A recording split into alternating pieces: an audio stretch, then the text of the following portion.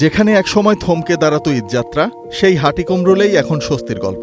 নতুন ইন্টারচেঞ্জ যেন খুলে দিয়েছে গতি আর সম্ভাবনার দুয়ার। উত্তরবঙ্গের প্রবেশদ্বার হিসেবে পরিচিত যমুনা সেতু আর পশ্চিম পারের ২২ কিলোমিটার সংযোগ মহাসড়ক।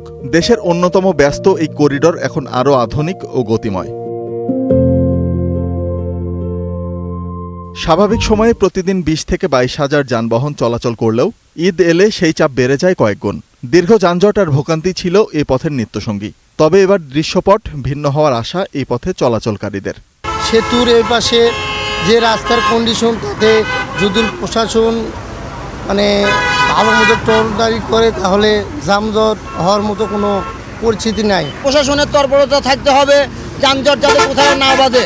প্রশাসন যদি একটু ঠিক মতো নজর দেয় তাহলে আমাদের আশা করা যায় কোথাও যানজট বাঁধবে না। নতুন একটা রাস্তা খুলে দিতেছে, আশা করি যে এবার কোরবানিতে ইনশাল্লাহ কোনো জ্যাম হবে না। মহাসড়ক ৪ লেনে উন্নীতকরণ, ঢাকা বগুড়া রুটে কাজ শেষ হওয়া এবং হাটিকুমরুল ইন্টারচেঞ্জের একাংশ চালুর খবরে মিলেছে স্বস্তির বার্তা। আমরা নতুন একটি র্যাম যেটা ঢাকা থেকে এসে সরাসরি বগুড়াতে সংযুক্ত হবে, সেই র্যামটি আমরা খুলে দিচ্ছি। তো এই র্যামটি হচ্ছে ঢাকা থেকে আগত যে এই বেল্টের যত ট্রাফিক তার শতকরা ৬০%। সো এইটা র্যাম যদি খুলে দেই, ঈদে যানজটের আর কোনো সম্ভাবনা থাকবে না। ঈদের সময় একদিকে ঘরমুখো মানুষের ঢল, অন্যদিকে রাজধানীমুখী পশুবাহী ট্রাক। দুই দিকের এই চাপ সামলাতে প্রস্তুত আইনশৃঙ্খলা বাহিনীও। পরিকল্পিত ব্যবস্থাপনায় যান চলাচল স্বাভাবিক রাখার আশ্বাস হাইওয়ে পুলিশের।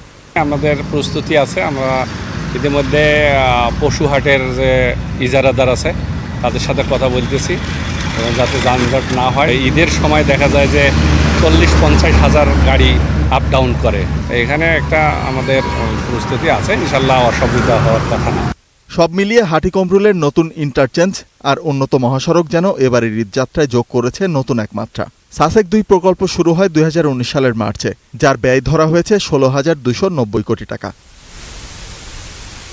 Desk report, star news.